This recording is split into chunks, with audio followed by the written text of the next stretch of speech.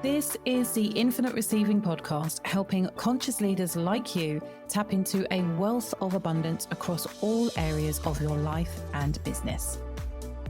My name is Susie Ashworth. I am a single mom of 3 and author of the Sunday Times best-selling book, Infinite Receiving: Crack the Code to Conscious Wealth Creation and Finally Manifest Your Dream Life. On this show, I'll be sharing with you how you can upgrade your identity and your reality to create the life that you have been dreaming of. Because you are ready to be an infinite receiver. Hello, you gorgeous human being. It is Susie Ashworth here, and you are listening to the Infinite Receiving Podcast. And I am feeling really, really good. It is the beginning of February at the time of recording this. We have just come off the back of an epic event and an epic January. It's been our best January cash received month since 2022. How about that? 3 years down the line? And that in and of itself is such a beautiful reminder that if you are in an ebb, or you are looking back at months, years, days in the past going, God, I'm never going to get there again. Or it was so good back then. How do I get back there? You're looking at it and you're thinking about it in the wrong way. Our job is to keep moving forward. Our job is to keep innovating and elevating. And in amongst the desire and the intention to innovate and elevate, we have to hold the frequency of everything is possible. We have to continue to hold the possibility of infinite possibilities. We have to move through life knowing that there is already a version of ourselves that is already doing the thing. In fact, there is already a version of ourselves who has already done the thing. And when we can start moving in alignment with that knowing, with that remembering, and start taking action in alignment with the frequency of somebody who already has the confidence, who has already walked the path, who already knows that it is done, we open up the door to things that we haven't even yet imagined, let alone doing better than last year or, January 2 years ago or whatever it is. And I say this because at the same time as knowing this, there is also that small part. And this is really, really normal. And this is why I want to speak to it. There is that small part of me, of us as a collective, even when things are going amazing, there's that part that says, yeah, but can you sustain it? It's that part that says, maybe it was a fluke. There's that part that says, yeah, but if that person hadn't jumped in, then it wouldn't be your bet. And it's like all of the stories. Now, the difference between the people who do and the people who don't, and when I say the people who do, I'm not just talking about sustaining. I'm talking about the people who are able to ride the ebbs and the flows of their business, the ebbs and the flows of life. They do not listen to that small voice that says, yeah, but.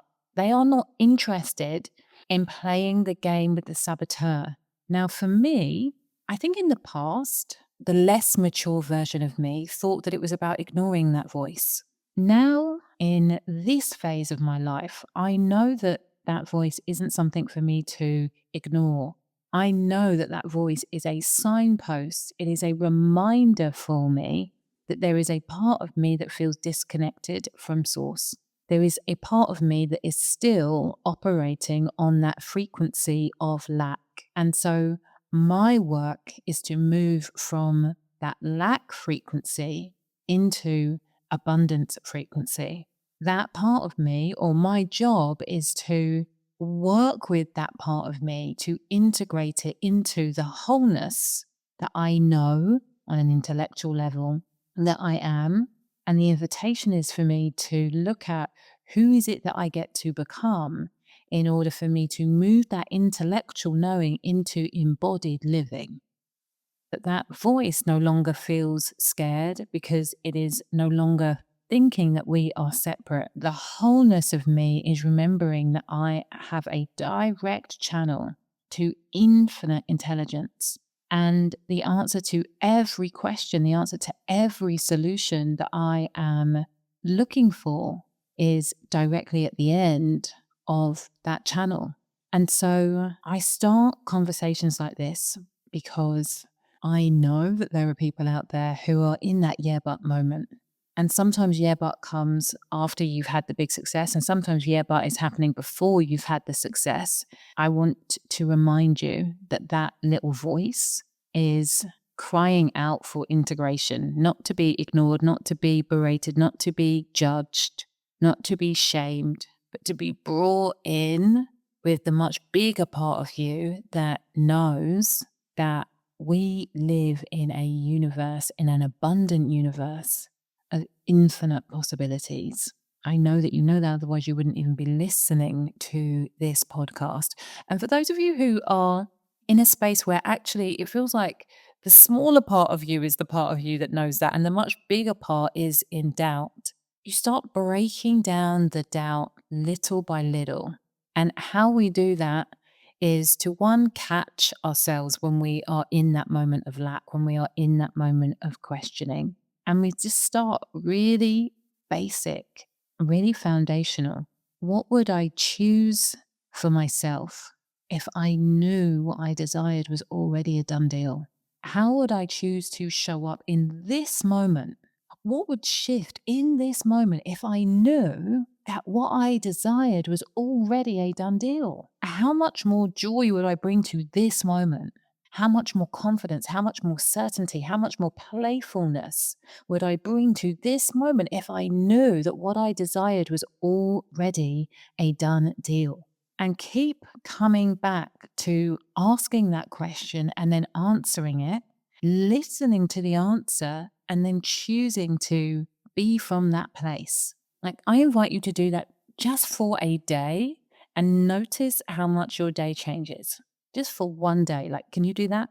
I was going to say, can you do that for me? But you're not doing that for me.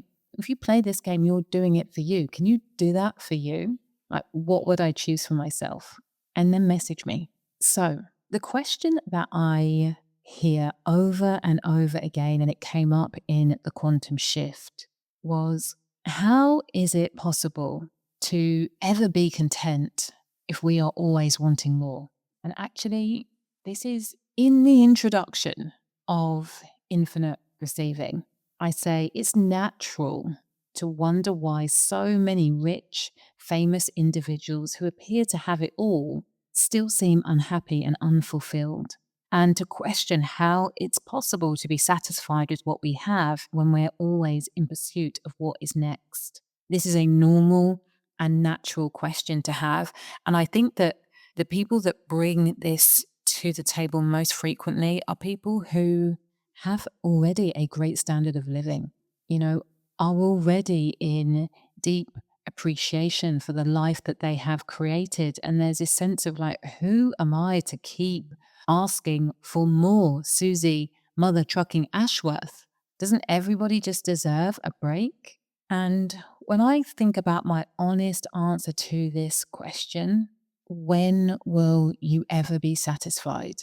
I believe that if we are playing the game of life the way that it is intended, the answer to that question is never and always.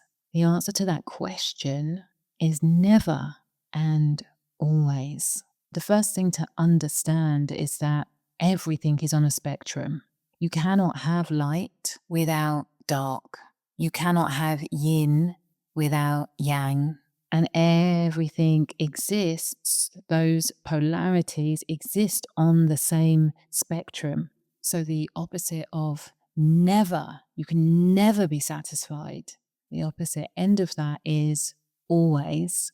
And when you start to really understand this game, you understand that they both exist simultaneously. That duality is always happening. So what I mean by this is it's that when you're playing the game of life the way that I believe that it is intended, you can never be fully satisfied because we are born creators. We were literally put on this earth to create. It is within our DNA. We were given these brains, the most powerful and complex computers in the world that have only continued to develop because we were supposed to do things with them. And even in our infancy, we all have this desire to create more. It's like, oh, I can see that person mouthing words, sounds are coming out of their mouth. I want to do that. How do I do that? Ma. Am I doing it? Am I doing it? Yeah, you're doing it. Amazing. I'm going to do it more. That is innate and intrinsic within us. I want to be able to communicate. For those of us who can, I want to be able to move. Maybe even for those of us who can't, I want to be able to move. When we understand that people communicate not just through words speaking verbally, but then also through reading. And whilst it might not be every single child's favorite pastime, when we understand that there is a whole world that is available to us, if we can only string these letters together, there is a desire to be able to engage in the world through reading. And so when a person stops creating, stagnation happens. When a person stops creating, they are no longer living in alignment with purpose. And I believe our purpose is to create. And for some people, that creation happens on a huge global scale.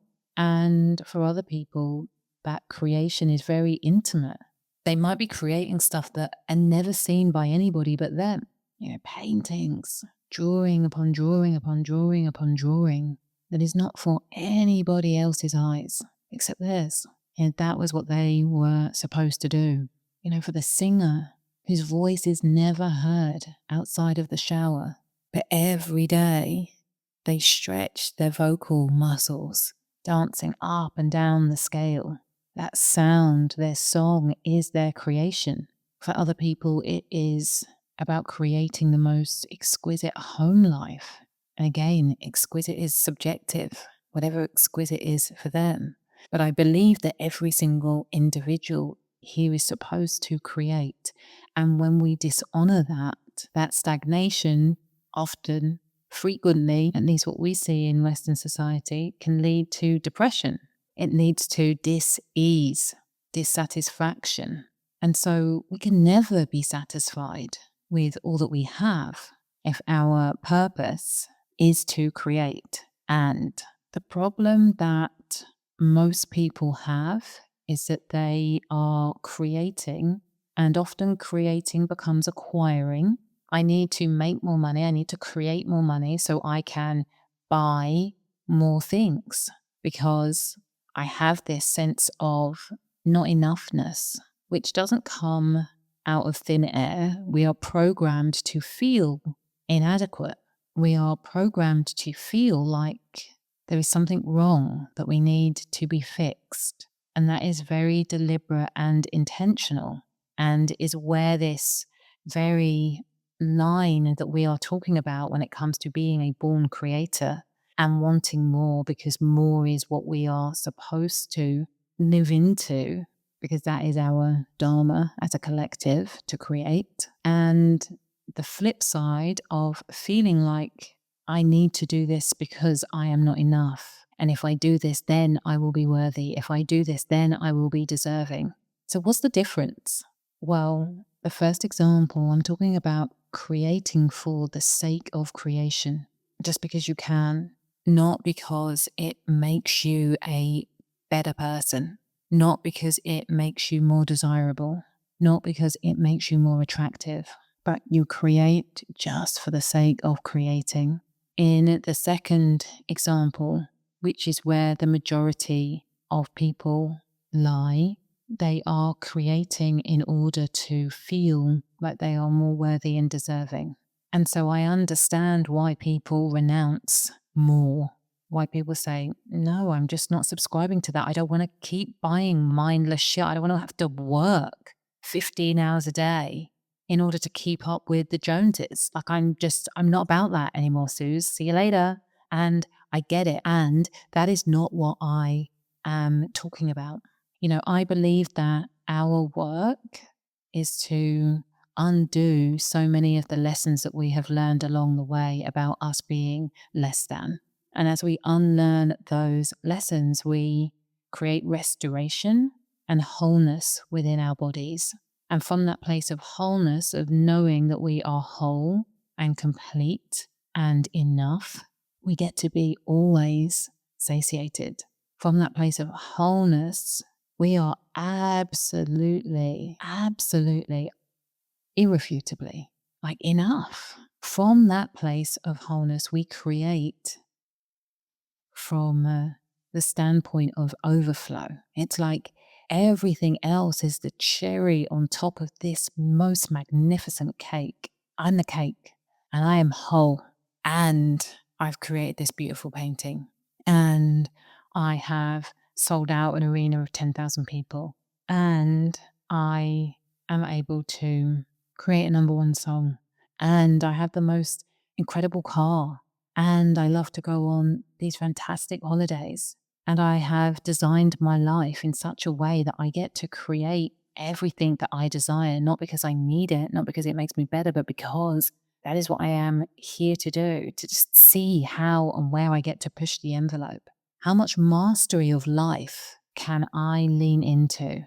I desire to play this game of life at the highest level, and that means mastering creation. And so I do it because I can and I want to, not because I need to. And so from that place of I am great, I am whole, I'm enough, and I'm complete, and I love to play. It is from this place we are always satisfied and never not wanting to create. I hope that this has been useful for you. If you've enjoyed it, do me a favor, help me spread the word. It feels so good to be back. I love the feedback you share with me about the episodes. And, it is my intention to do more and more and more because I love to create the podcast. Share this with a friend, please. I would deeply appreciate it. And if you've never left me a review, I would also love that. The more reviews that we have on Apple, the more Apple send it out to people and recommend it. So that would be amazing. And in the meantime, I want to say create and work on the unlearning around your worthiness, around your lack frequencies. Work on that stuff. Okay, I love you. Please remember that faith plus action equals miracles. Thank you for listening to Infinite Receiving with me, Susie Ashworth. I'd love to share with you my Infinite Receiving activation audio. Go to susieashworth.com/activate infinite receiving.